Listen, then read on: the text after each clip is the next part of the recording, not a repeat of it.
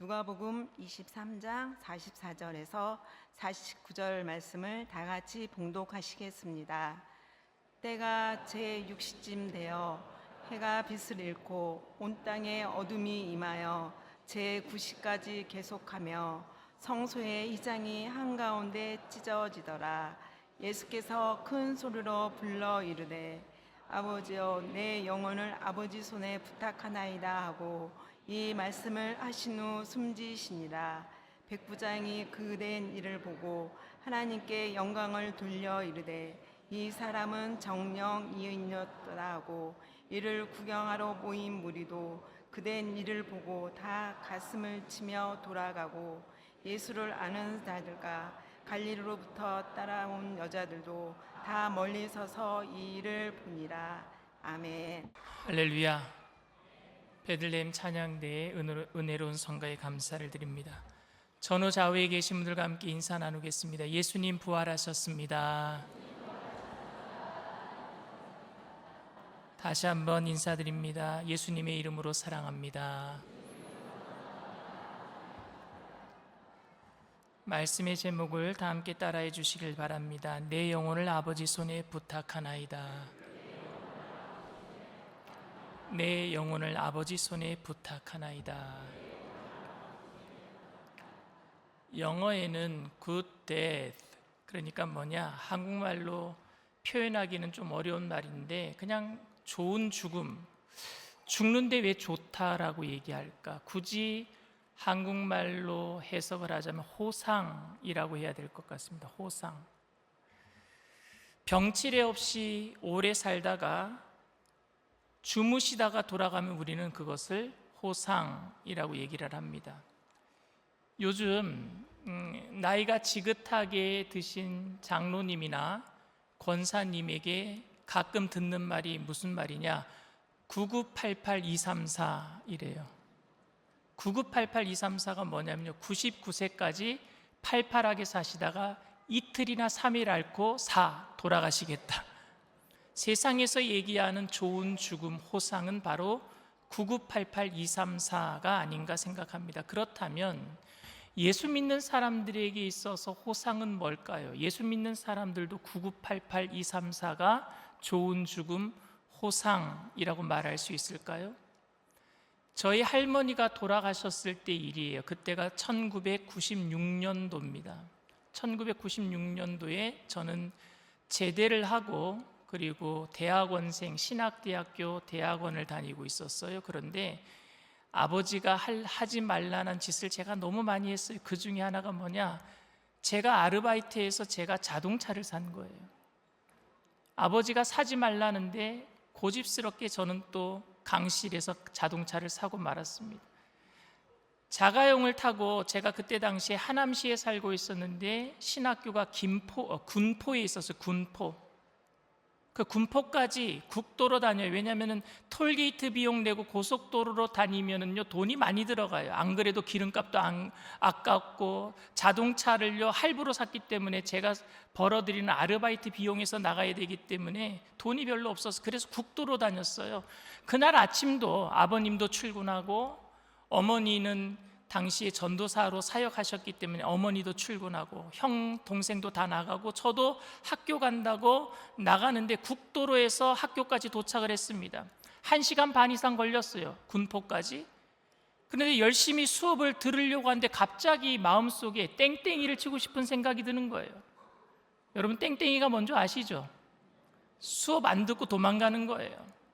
아니, 비싼 수업료 내고 수업을 안 듣고, 아니 학교까지 그렇게 차를 가지고 기름값 내고 갔는데 거기서 바로 다른 데 가고 싶은 것도 아니고 집에 가고 싶은 거예요. 집에 가는데 빨리 가고 싶은 거예요.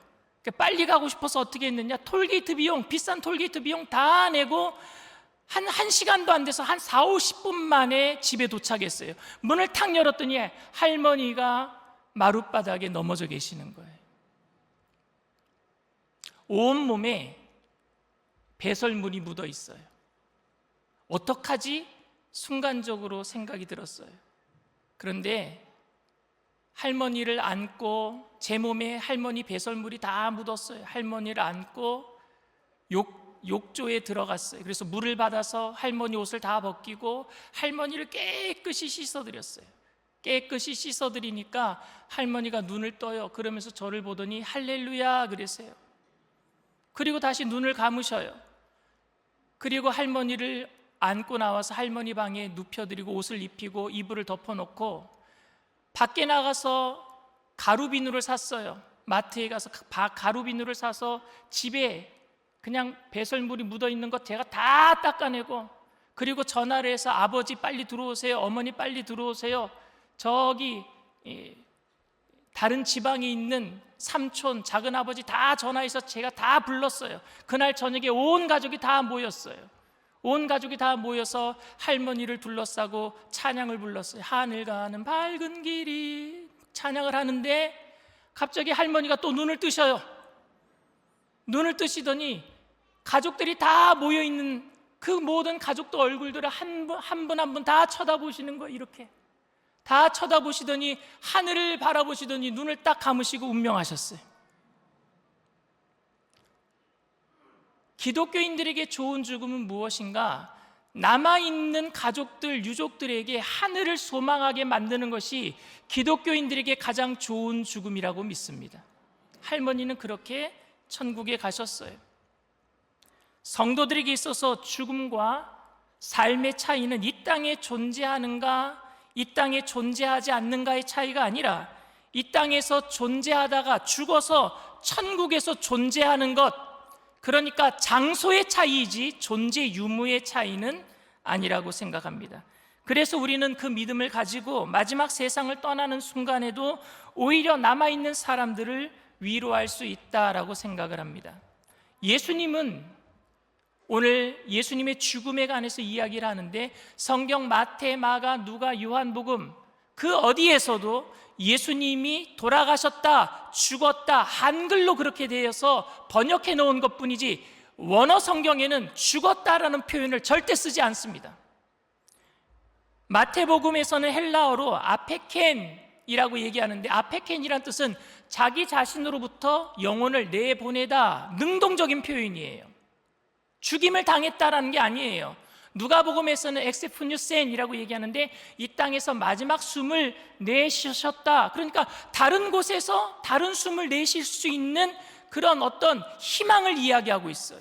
그리고 요한복음에서는 파레도켄이라고 얘기하는데, 파레도켄은 자신의 영혼을 넘겨드렸다. 누구에게? 하나님에게. 이런 의미를 담고 있습니다. 사실 근데 여러분, 죽임을 처형당했다라고 얘기를 합니다. 예수님은 십자가의 처형, 빌라도가 죽였다, 대제사장들이 죽였다, 유대 종교 지도자들이 죽였다, 그냥 폭도로 변화된 민중, 군중들이 죽였다라고 말을 합니다. 요한복음 19장 10절 말씀입니다. 빌라도가 이르되 내게 말하지 아니하였느냐? 내가 너를 놓을 고난도 있고 십자가에 못 박을 고난도 있는 줄 알지 못하느냐? 세상 사람들이 이렇게 얘기합니다. 내가 너를 죽일 수도 있고 내가 너를 살릴 수도 있어, 내가 생사여탈권, 그런 권한을 가지고 있는 총독이야 라고 얘기를 합니다. 근데 예수님은 그 사람에게 죽임당한 게 아니라고 얘기를 합니다. 요한복음 19장 11절 말씀입니다. 예수께서 대답하시되 위에서 주지 아니하셨더라면 나를 해할 권한이 없었으리니. 네가 나를 죽이는 게 아니야, 하나님이 허락하신 거야. 내 죽음은 내가 내 생명을 내놓는 것뿐이야 라고 말씀하시는 거예요. 예수님의 말씀은 비록 빌라도가 그렇게 예수님의 목숨을 좌지우지하는 것 같지만 그렇지 않다라고 말씀하고 있습니다. 그리고 예수님께서는 마지막 숨을 내쉬면서 그 영혼을 아버지 손에 부탁합니다 라고 말씀을 하셨습니다. 예수님이 십자가상에서 딱 7마디를 하셨어요. 더 많이 하셨겠지만 성경에 기록된 것은 7마디입니다. 그런데 그 중에 맨 마지막 예수님이 하신 말씀이 뭐냐? 아버지, 내 영혼을 아버지 손에 부탁합니다. 오늘 읽은 말씀입니다. 근데 여러분, 아버지, 내 영혼을 아버지 손에 부탁합니다 라는 말이 무슨 의미이겠습니까? 무슨 의미냐면요, 하나님을 아버지라고 불렀어요. 예수님은 그동안 사역하는 동안에 아버지와 나는 하나이다라고 말할 정도로 예수님은 하나님 아버지와 자신을 동등하게 여기셨습니다. 그런데 십자가상에서 죄를 뒤집어 쓰셨을 때는요, 죄덩어리가 되셨을 때는, 인간의 모든 인류의 죄를 다 뒤집어 쓰셨을 때는 감히 하나님 아버지를요 아버지라고 부르지 못하고 하나님이라고 부를 수밖에 없었어요. 하나님 하나님 어찌하여 나를 버리셨나이까, 엘리 엘리 라마 사박다니, 이렇게 기도할 수밖에 없었습니다. 그런데 이제 죄에서 모든 것이 청산되고 그 죄값을 여러분 이룰 적에, 다 이루시기 전에 목마르다 말씀하셨어요. 목마르다는 것은 여러분 무슨 의미냐, 죄를 여러분 지으면은요 시원한 게 아니에요. 이거 해보면 좋겠다, 해보면은요 죄 같아, 그런데 시원할 것 같아.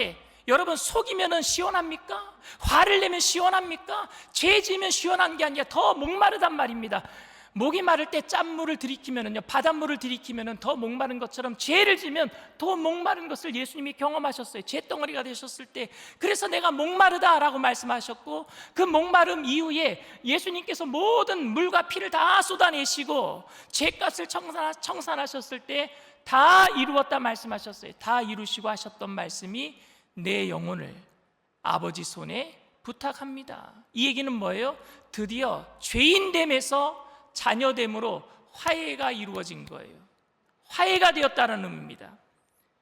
여러분, 내 영혼을 아버지 손에 부탁하나이다, 이 말은 이제 예수님이 죄인인 인간들을 대신해서 십자가를 지심으로 하나님과 화해가 된 것을 의미한 것입니다. 저주를 받아서 아버지라고 부르지도 못하고 외쳤던 하나님 하나님 어찌하여 나를 어찌하여 나를 버리셨나이까 라고 고통 중에 외쳤던 그분이 이제 아버지라고 부를 수 있게 되었다는 겁니다. 다시 아들과 아버지의 관계에서 안식을 누리게 된 것입니다.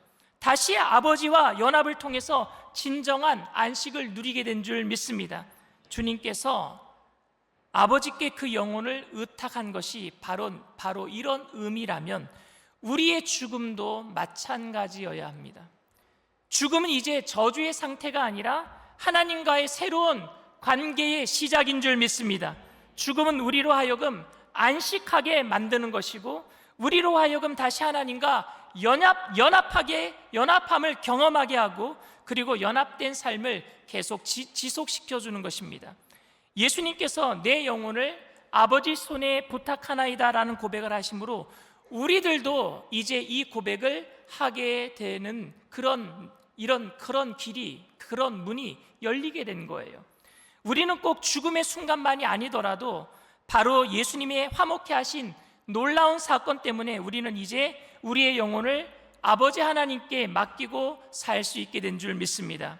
이 영혼을 맡긴다라는 말은 우리의 생명과 삶을 아버지 손에 의탁하고 주님께 맡기고 주님 안에서 만족과 행복을 찾고 누릴 수 있다라는 말입니다. 여러분, 지금도 경건한 유대인들은요 자신의 생명을 하나님께 맡기는 기도를 한다고 합니다. 그리고 자신의 자녀들에게, 경건한 유대인들은요 자신의 자녀들에게 이런 기도를 가르친대요. 근데 그 기도가 원래 있었어요. 예수님이 하셨던 그 기도가 원래 유대인들이 가르쳤던, 자녀들에게 가르쳤던 기도문에 있었는데 그것이 바로 시편 31편 5절 말씀입니다. 시편 31편 5절 말씀 우리 다 같이 읽겠습니다. 내가 나의 영을 주의 손에 부탁하나이다. 진리의 하나님 야훼여 나를 속량하셨나이다. 시편 31편 5절 말씀은 예수님께서 십자가상에서 마지막에 기도하셨던 구절과 똑같아요. 그러니까 예수님은 시편 31편 5절 말씀을 인용하신 거예요. 왜? 먼저 있었던 말씀이니까. 그 기도를 유대인들은 어릴 적부터 자녀들에게 가르쳤대요. 그들이 하나님께 자신의 영혼을 맡긴다라는 말이, 주님 저를 오늘 데려가셔도 그래도 저는 주님 안에서 안식을 누릴 수 있습니다라는 그러한 의미인데, 정말로 이런 기도를 어릴 때부터 왜 가르쳐야 되는 거예요, 여러분? 옛날 여러분 에스키모인들은요 자면은 죽는다라고 생각했어요. 그리고 깨어나면은 새로운 생명을 또다시 얻었다, 이렇게 생각을 했습니다. 그래서 에스키모 사람들에게 너 몇 살이냐라고 물으면은요 나이를 말하지 못한다고 합니다. 예를 들어서 30살인데 너 몇 살이냐? 라고 물으면은요, 나 30살이야 라고 대답하는 게 아니라 1950하루 이렇게 대답한대요. 하루하루 새롭게 태어났으니까.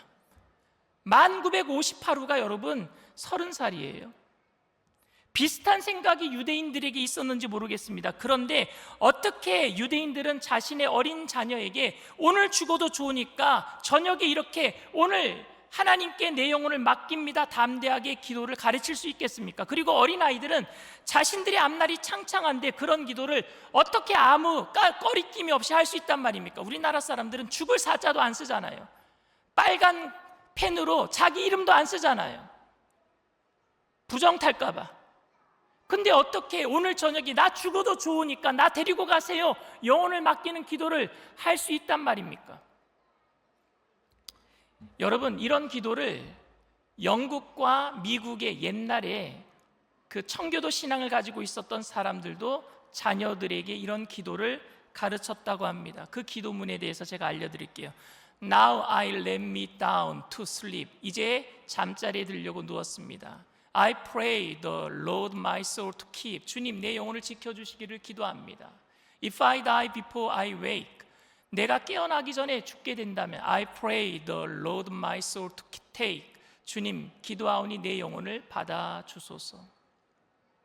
저는 부모님들이 어린아이들에게 과연 왜 이런 기도를 가르쳐 주어야 했는가 잘 모르겠어요. 그리고 아이들은 왜 이런 기도를 할 수 있단 말입니까? 이런 기도는 여러분, 오늘 내일 생명이 위태위태하신 분들이 해야 될 기도 아닙니까? 오늘 주무시다가 돌아갈 수밖에 없는 나이가 많이 드신 분들이 이런 기도해야 되는 것 아닙니까? 그런데 우리가 이렇게 생각하는 것은 우리가 여전히 죽음이라는 것을 안식으로 생각하기보다는 공포로 생각하고 있기 때문일 것이고, 또 우리에게 주어진 하루하루의 삶을 내가 주인이 되어서 살기 때문에 주님 앞에 맡기지 못하는 것이다 라고 저는 생각합니다. 하지만 우리가 만약에 우리의 자녀들이 어릴 때부터 이런 기도를 할 수 있도록 가르칠 수 있고, 우리들도 경건한 유대인들처럼 잠자리에 들 때마다 주님께 우리의 영혼을 맡길 수만 있다면 이 기도는 사는 것이 고되고 산다는 것에 아무런 의미가 없기 때문에 그냥 하나님 저 빨리 데려가세요 라고 하는 기도가 아니라 하루하루를 새롭고 진지하고 성실하게 살아가게 만드는 결단이 되는 줄 믿습니다. 내가 오늘 내 영혼을 하나님께 맡길 수 있는 기도를 할 수만 있다면 그건 하나님, 내가 이 땅에 살아가는 게 너무 힘들기 때문에 하나님 나를 좀 빨리 데리고 가세요 라는 기도가 아니라, 하나님 내가 오늘도 하나님의 영광을 위해서 이 땅을 진실하게 살아내겠습니다 라는 결단이란 말입니다. 하나님께 그 영혼을 맡기고 살아가는 사람들은 여러분 어떻게 살아갈까요? 주님, 저의 영혼을 받아주시고 오늘 숨을 거두면 그 영원한 곳에 천국에 안식하게 하옵소서라고 고백하며 그 믿음으로 기도하는 사람들은 과연 어떻게 살겠습니까? 아무렇게나 살겠습니까? 세상과 타협하면서 불의한 이득을 취하면서 거짓말하면서 사기치면서 살겠습니까? 아니요, 저는 그렇게 살지 못할 것 같아요. 저는 오늘 주님의 이 기도 앞에서 과연 우리도 우리의 삶을 주님의 손에 맡길 수 있을까 생각해 봅니다. 저와 여러분들이 과연 내 삶을, 내 영혼을 오늘 이 시간에 주님께 맡길 수 있겠습니까? 우리가 주님을 믿는다고 말하고 예수 그리스도의 이 십자가의 죽음이 바로 우리들에게 영원한 안식과 그리고 새로운 생명을 준 것이라고 그렇게 고백하면서도 우리의 삶을 주님의 손에 맡기지 못하고 살아가고 있는 것이 우리의 현실은 아니겠습니까? 말만 그렇게 하고 내 영혼을 아버지 손에 부탁하나이다 라는 기도를 가능하게 만든 것은 바로 하나님 아버지와의 연합인 줄 믿습니다. 내가 그리스도 안에, 그리스도가 내 안에 계시기 때문에 우리는 내 영혼을 아버지 하나님께 부탁합니다, 이런 기도를 할 수 있는 거예요. 연합되었기 때문에. 예수님께서 마지막 고통 속에서 마지막 하셨던 말씀이 아버지, 이제 내 영혼을 아버지께 부탁하나이다 라는 것이었고, 이것은 그냥 단순하게 죽음을 의미하기보다는 오히려 하나님과의 화목을 의미하는 것이고, 하나님과 그 화목을 통해서 갖게 되는 생명을 의미하는 것인 줄 믿습니다. 예수님께서는 처절한 죄인의 모습으로 인류의 죄를 짊어지신 어린 양으로 하나님의 공의의 심판을 받으셨고 이제 그 심판을 받고 난 이후에 다 이루었다 말씀하신 후에 아버지 내 영혼을 아버지 손에 의탁합니다 라고 말씀하셨습니다. 그러니까 이 말씀은 이제 저는 이 세상을 떠납니다, 죽습니다 라는 그런 의미가 아니라 바로 하나님과의 화목과 연합으로 들어가는 것을 의미합니다. 즉 하나님과 그 관계가 이제는 저주받은 상태로 감히 하나님께 나아갈 수 없는 죄인의 상태가 아니라 다시 아들로서 회복된 상태로 아버지 하나님께 영혼을 의탁합니다 라고 부탁한 기도가 되는 것입니다. 저는 이 기도는 우리가 죽을 때만 할 수 있는 기도가 아니라 살아가면서 할 수 있는 기도라고 생각합니다. 여러분들이 예수 그리스도의 부활로 인해서 모두 다 죄인됨에서 자녀됨으로 신분이 변화된 줄 믿습니다. 우리는 하나님의 자녀가 되었어요. 이제 연합할 수가 있어요. 누구 때문에? 예수님 때문에, 예수님의 부활 때문에. 그렇다면 그 연합 속에서 하나님과 함께 할 수 있는 것이 뭡니까? 모든 걸 맡기는 거예요. 생명도 맡기는 거예요. 물질도 맡기는 거예요. 자녀도 맡기는 거예요. 가정도 맡기는 거예요. 우리 이 나라도 맡기는 거예요. 왜? 연합하게 되었으니까. 아버지 내 영혼을 아버지 손에 부탁하나이다라는 기도는 이제 우리는 하나님 안에서 진정한 자유와 만족과 그리고 진정한 교제를 누릴 수 있습니다라는 고백이 되는 줄 믿습니다. 사랑하는 성도 여러분, 예수님께서는 마지막 숨을 거두시는 순간 내 영혼을 아버지 손에 부탁하나이다라고 기도하셨습니다. 이 기도는 죽을 때만 하는 기도가 아니라 죄인됨에서 자녀됨으로 신분이 변화된 우리들이 매일마다 하나님께 드릴 수 있는 기도입니다. 그러나 이 기도는 내가 주인이 되어서 한번 멋들어지게 살아보겠다라고 내 인생을 움켜쥐고 있는 한 절대 할 수 없는 기도입니다. 그리고 그런 동안에는 절대로 주님께서 주시는 부활의 기쁨, 주님과의 교제 속에서 누릴 수 있는 자유와 만족을 누릴 수는 없습니다. 왜냐하면 주님과의 연합 속에서만 누릴 수 있는 진정한 기쁨이고 부활의 기쁨이기 때문에 그렇습니다. 예수님의 부활은 바로 하나님과의 연합과 교제가 이 땅에서 실질적으로 이루어지는 것을 증명해 주는 사건인 줄 믿습니다. 예수님이 부활하셨습니다. 예수님이 부활하신 것은 하나님으로 가는 그 길을 열어놓으신 거예요. 죄인된 사람들이 자녀됨으로 예수님을 통해서 하나님 앞에 나아가서 하나님 앞에서 연합하고 생명을 누릴 수 있는 사건이 바로 부활의 사건이고, 오늘 본문 사건에 보면은요, 그래서 휘장이 찢어졌다 그랬어요. 하나님이 계신 지성소에 누구든지 들어갈 수 있어요. 그 길을 예수님이 부활을 통해서 열어놓으신 줄 믿습니다. 그러니 오늘도 우리는 기도해야 돼요. 아버지, 내 영혼을 아버지께 부탁하나이다. 기도하며 그리스도의 부활을 통해 증명된 하나님과의 연합과 교제 속에서 진정한 만족과 자유를 누리시는 저와 여러분들이 다 되시기를 주님의 이름으로 축원을 드립니다. 이 시간 말씀을 생각하시면서 잠시 묵상으로 기도해 주시기를 바랍니다. 오늘 저희 교회에 처음 나오신 분이 계십니까? 여러분들이 이 땅에서 누릴 수 있는 기쁨들은 다 유효기간이 있어요. 유효기간이 끝나면은 또 다른 고난과 또 다른 갈등과 또 다른 슬픔이 밀려옵니다. 누가 그러더라고요. 한 달을 기쁘게 살려면은 자동차를 사라고. 근데 자동차 새냄새 나는 동안은 기뻐요. 그러나 한 달이 지나면 그 자동차도 헌 자동차가 되고 맙니다. 1년 동안 기쁘려면 새 집을 사래요. 새 집을 사놓으면 그래도 1년은 기쁘대요. 근데 그것도 1년이 지나고 나면은 또 다른 문제거리 때문에 기쁨도 사라지고 맙니다. 근데 영원한 기쁨은 여러분 어디 있겠습니까? 영원한 기쁨은 예수님이 십자가를 통해서 내 죄를 다 청산해 주시고 부활을 통해서 부활의 첫 열매가 되셔서 아버지 하나님과 교통할 수 있도록 길을 열어놓으셨다라는 거예요. 오늘 예수님을 처음 믿고 나도 이제 그 부활의 기쁨, 세상이 주는 그런 유효기간이 끝나버리면 또 다른 슬픔이 밀려오는 그런 기쁨이 아니라 영원한 기쁨, 유효기간이 없는 세상 사람들이 알지 못하는 그런 기쁨을 누리면서 살기를 원합니다 하시는 분들은 그 부활의 기쁨에 여러분들을 초청합니다. 내가 곧 길이요 진리요 생명이니 나로 말미암지 않고는 아버지께로 올 자가 없다고 하셨는데, 예수님을 통해서 모든 것을 다 주님께 맡기고 기쁨을 누리기를 원합니다. 나도 그 기쁨을 누리기를 원합니다 하시는 분들은, 처음 교회 나오신 분들은 그 부활의 기쁨에 초청합니다. 여러분들 그 부활의 기쁨에 들어가기를 원하시는 분들은 믿음을 가지고 그 자리에서 일어나 주시길 바랍니다. 인터넷상에서, TV상에서 예배드리는 그 자리에서도 처음 예배드리는 분이 계시다면 믿음을 가지고 일어나 주시길 바랍니다. 믿음으로 일어나신 분들은 제가 하는 기도를 따라해 주시길 바랍니다. 하나님 아버지, 저는 죄인입니다. 어디에서 와서 왜 살며 어디로 가는지 알지 못하고 방황하며 살았습니다. 저의 죄를 위하여 십자가에서 죽으시고 부활하신 예수님을 제 구주로 모셔드립니다. 저는 하나님의 자녀가 되었습니다. 지금부터 영원토록 주님과 함께 살겠습니다. 예수님의 이름으로 기도드립니다.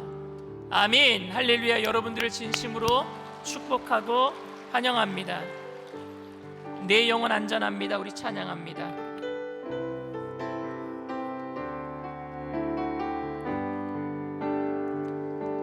내 아버지 그 품 안에서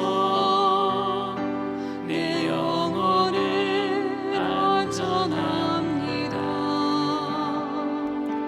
주 손길로 내 삶을 안으시니 그 평강이 나를 덮습니다.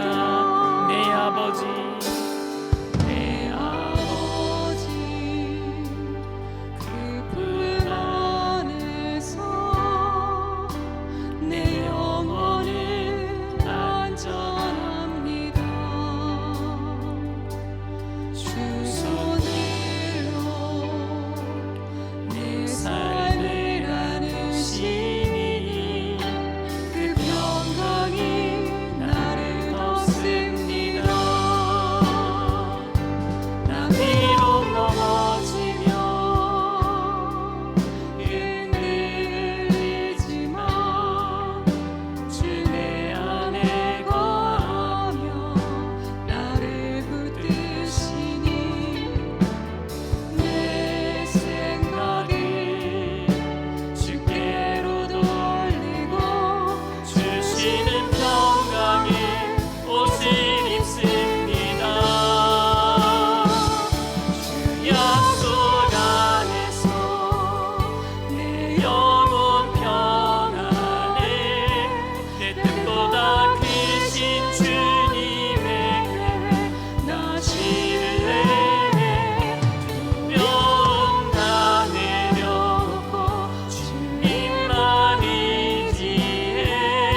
주 안에서 내 영혼 안전합니다. 주 약속 안에서, 주 약속 안에서 내 영혼 평안에 내 뜻보다 크신 주님의 계획 나 신뢰해. 두려움 다 내려놓고 주님만 의지해. 주 안에서 내 영혼 안전합니다.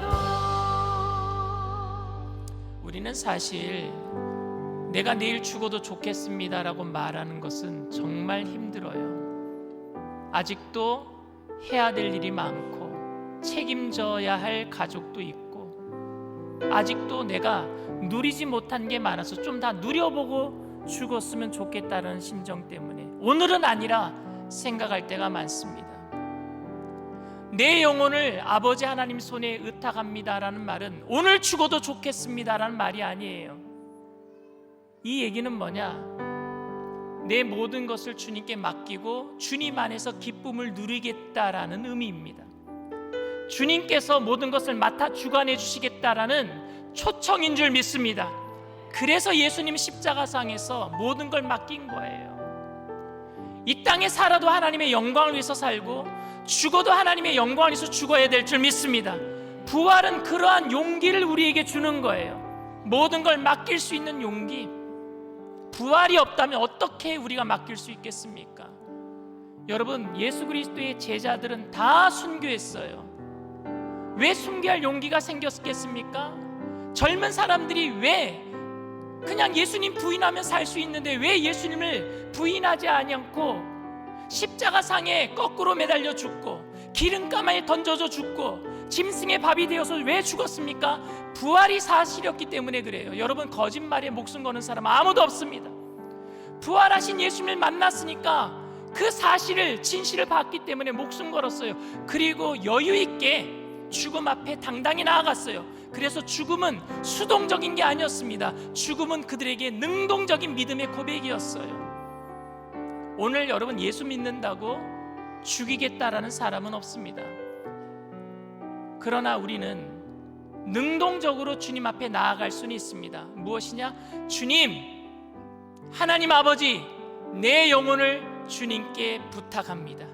내 가정을 주님께 부탁합니다. 우리 자녀를 주님께 부탁합니다. 우리의 삶의 터전을 주님께 부탁합니다. 이 나라를 주님께 부탁합니다. 그렇다면 여러분, 그것은 부활을 인정하는 믿음입니다. 그리고 그런 믿음 안에서 여러분들 참 자유와 부활의 기쁨으로 주님과 교제함으로 이 땅에서도 천국을 누리게 될 줄 믿습니다. 주님, 이 땅에서 천국을 누릴 수 있는 부활의 기쁨이 우리 가운데 넘쳐나게 해달라고 우리 주님 세 번 부르고 통성으로 간절히 기도합니다.